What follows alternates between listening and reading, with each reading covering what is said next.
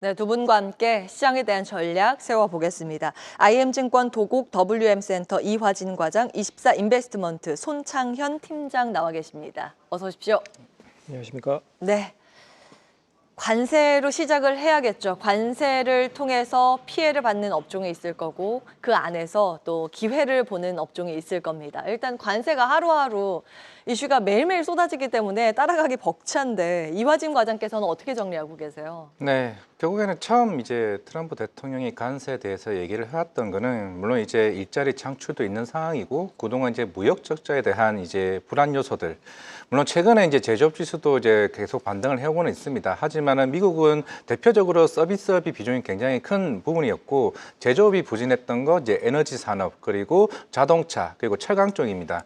여기는 자동차 이제 관세도 본격적으로 뭐 1개월 정도 뭐 유예되긴 하긴 했지만은 결국에는 대부분의 목적은 그겁니다. 그러니까 우리나라의 그러니까 미국이겠죠. 미국에 이제 공장을 이제 따로 지어라 이거죠. 그렇게 되면은 향후에 이제 유럽이나 아니면은 한국과 자동차와 관련해서 충분히 경쟁을 할 수 있겠다라고 이제 생각을 하고 있는 것 같습니다.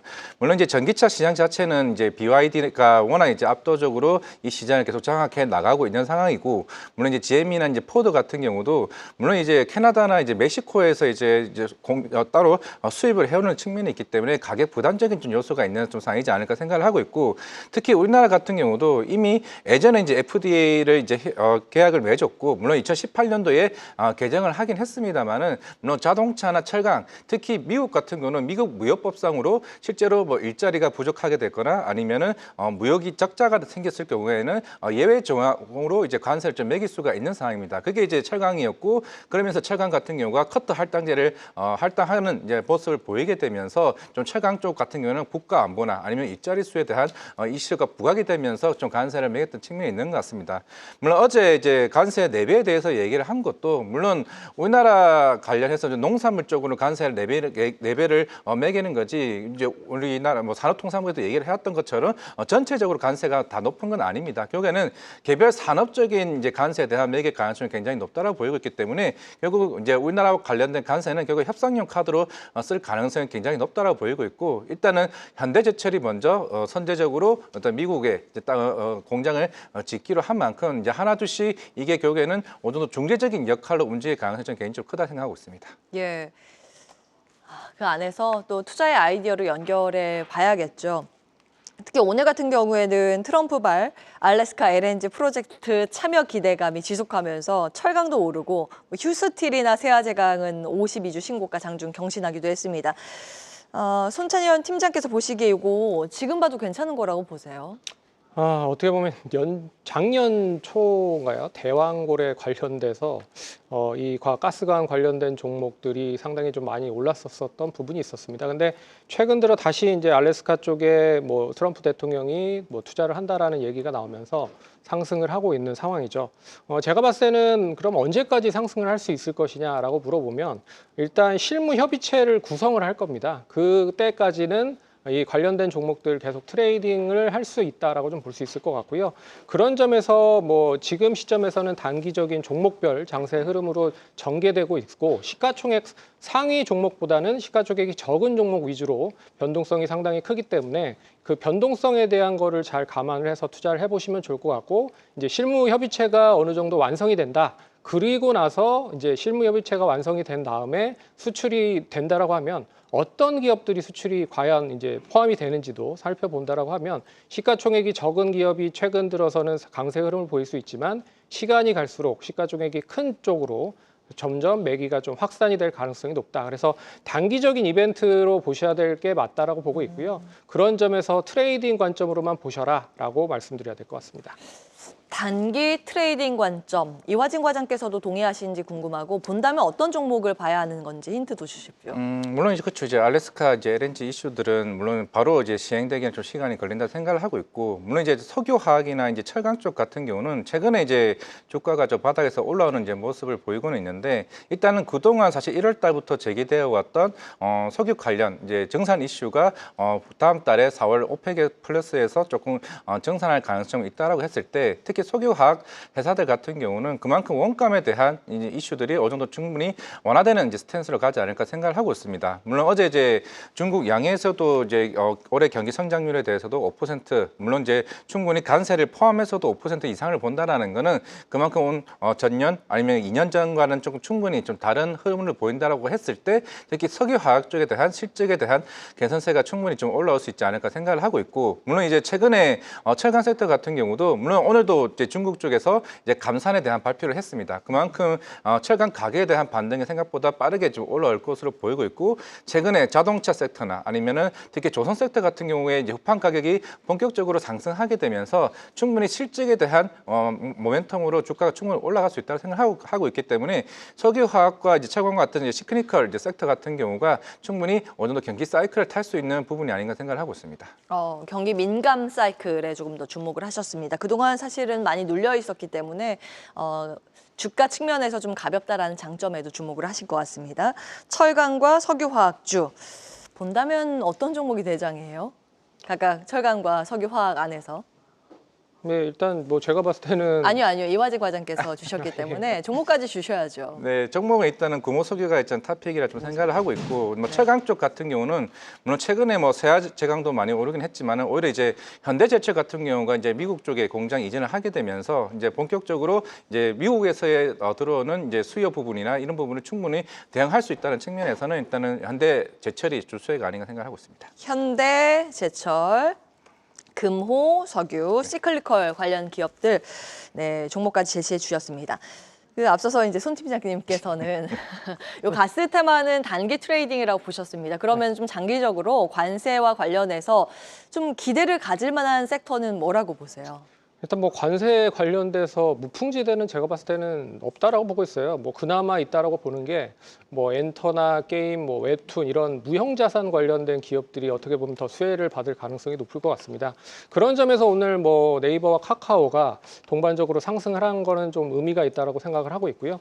그리고 매출에 대한 거를 뜯어보시면 결국 이 네이버나 카카오는 아시다시피 광고 관련된 플랫폼에 대해서의 매출 구성이 한 50% 정도가 나옵니다. 그런 점에서 경기가 조금씩 회복이 되고 있다라는 거를 감안을 해서 보셔야 될 필요가 있다라고 좀 보고 있고요. 거기에 이제 한한령 해제까지 더해진다라고 보면 결국 이제 컨텐츠 쪽 웹툰이라든지 뭐 게임 쪽 이런 쪽도 제가 봤을 때는 관세 무풍지대로 좀 투자할 만한 가치가 있는 쪽이라고 좀 봐야 될 것 같습니다. 예, 그나마 볼만한 관세 무풍지대 체크해 주셨고 지금 말씀 주신 섹터 중에서 이제 엔터가 포함되죠. 잠시 후에 애널리스트 모시고 엔터 커버하는 내용들 자세히 살펴보도록 하겠습니다.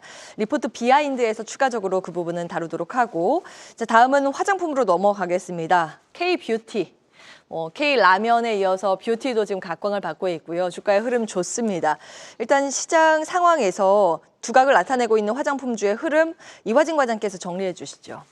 그렇죠. 이제 최근에 이제 물론 전년도에 우리나라 이제 화장품 섹터 같은 경우야 물론 실리콘토를 이제 토대로 이제 강한 인디 브랜드들이 이제 실적이 개선세가 굉장히 나아졌었고 4분기 때부터 이제 실적에 대한 이제 뭐 성숙기 단계로 좀 들어간다고 해야 될까요? 좀 그러면서 조금 좀 주가적인 측면에서도 부진한 모습을 보이고는 있습니다. 물론 지금 특히 화장품 섹터 같은 경우도 굉장히 종목별 차별화가 좀 크게 일어나고 있는데 최근에 한국콜마와 이제 코스메스가 주가가 반등이 이제 굉장히 잘 나오고 있죠. 특히 중국 화장품 산업 자체가 작년 4분기 때부터 조금씩 이제 올라오는 모습을 보이고 있습니다. 물론 이것도 뭐 이공환신 정책이나 전체적으로 내수 소비에 대한 진작이 본격적으로 작년 9월부터 이루어지게 되면서 실적이 눈에 띄게 좀 좋아지게 됐고 물론 이제 2019년부터 이제 코로나가 일어나고 나서부터는 특히 아모레퍼시픽이나 LG생활건강 같은 이 브랜드들이 실제로 그 비었던 자리를 다 프로야 코스메틱이 다 메꿨습니다. 메꿔주면서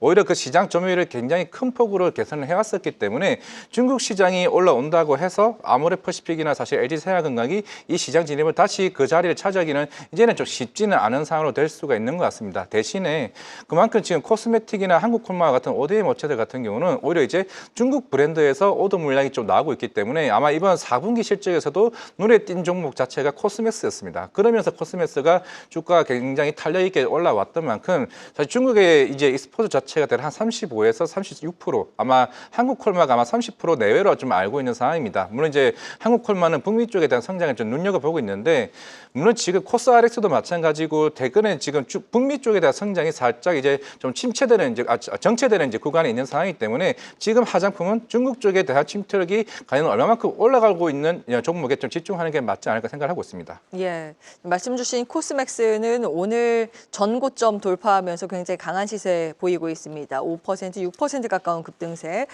자, 손창현 팀장께서는 화장품주 전망 어떻게 하고 계세요? 좀 긴 관점으로 본다면요. 뭐 제가 봤을 때는 올해는 다시 한번 좀 화장품 관련된 종목들을 보셔야 되지 않을까 보고 있습니다. 뭐 첫 번째 이유는 아시다시피 일단 뭐 한알령 관련된 이슈가 계속 불거질 가능성이 높을 것 같아요. 이게 8년 만에 이루어지는 거기 때문에 결국 암암리의 한알령에 대한 수혜가 본격적으로 수혜가 될 가능성이 높다라고 보고 있고, 그리고 이제 지역별 매출 확장도 좀 눈여겨 보셔야 될 것 같습니다. 결국엔 미국 쪽에 대한 매출이 뭐 많이 올라오긴 했지만 일본이라든지 그리고 동남아라든지 유럽 관련된 그런 활로도 계속 확대가 되고 있는 거거든요. 그런 점에서 중국이 만약에 한알령으로 살아난다라고 하면 조금 더 캐파는 커질 가능성이 높다라고 보고 있기 때문에 단기적인 것보다는 중장기적인 관점으로 보셔야 될 것 같고요. 그리고 미국에서는 인디 브랜드와 니치 마켓이 계속 확대가 되고 있는 상황입니다. 그런 점에서 우리나라의 올리브영 같은 울타뷰티가 최근 좀 침체를 갖추고 있지만 결국 멀티 브랜드가 다시 성장을 한다라고 하면 미국 쪽에서도 인디 브랜드와 니치 마켓이 다시 활성화가 될 가능성이 높다라는 점을 감안을 해서 보시면 미국에 있는 기업들, OEM으로 있는 기업들 관심 있게 보시면 좋을 것 같고요. 한국콜마나 네. 코스맥스. 그리고 제가 봤을 때는 이제 미국에 있는 이제 중소형 기업도 있습니다. 뭐 토니모리 같은 그런 기업과 마녀공장 같은 기업은 이제 중소형 종목으로서도 관심 있게 이제 미국 시장을 타겟으로 해서 커지고 있는 상황이기 때문에 관심 있게 보셔야 되지 않을까 이렇게 봐야 될 것 같습니다. 예. 한 번에 종목까지 체크해 주셨습니다. 코스맥스 한국콜마 주목해야 한다 말씀 주셨고, 이화진 과장께서는 앞서서 코스맥스 탑픽으로 주셨습니다. 화장품 그럼 여기까지 하고 한 가지 이화진 과장께 추가 질문 드리고 싶습니다. 알테오제 한번 가야겠죠. 지금 점검이 필요해 보입니다. 지금 제약바이오 약세가 코스닥 지수를 끌고 내려가면서 1% 넘게 급락을 유도하고 있거든요. 월스트리트 저널에서 알테오젠, 할로자임과의 키트루다 피아 주사 특허 분쟁 가능성 보도를 했습니다. 그러면서 밀리고 있는데 이거 작년에도 있었던 것 같은데요. 일단 알테오젠 AS 좀 부탁드리겠습니다.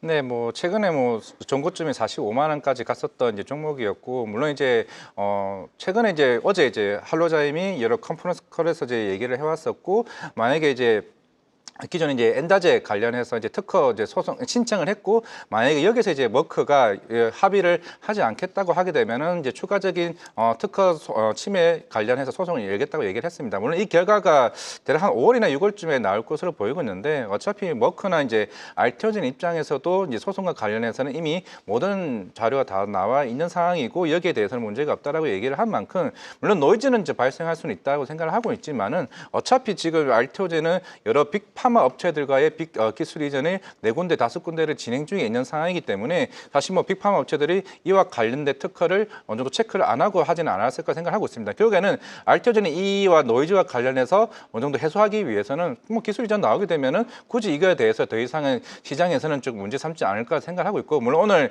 프로그램에도 한 20만 주가 나오게 되면서 초반에 좀 급락을 하긴 되었지만은 어제 최근에 이제 FDA 신청을 해왔던 만큼 올해 3분기, 4분기 때부터는 본격적으로 이제 키트루다 SC와 관련된 실적 로열티가 충분히 반영된다라고 하게 되면은 사실 뭐 오늘 뭐 하락에 대해서는 굳이 뭐 이 종목에 대해서는 굳이 신경 쓸 필요가 있나 좀 말씀드리겠습니다. 긍정적인 뷰 유지하셨습니다. 알테오젠에 대한 투자 포인트까지 다시 한번 점검 받아봤습니다. IM증권 도곡 WM센터 이화진 과장, 24인베스트먼트 손창영 팀장 함께했습니다. 두 분 말씀 고맙습니다.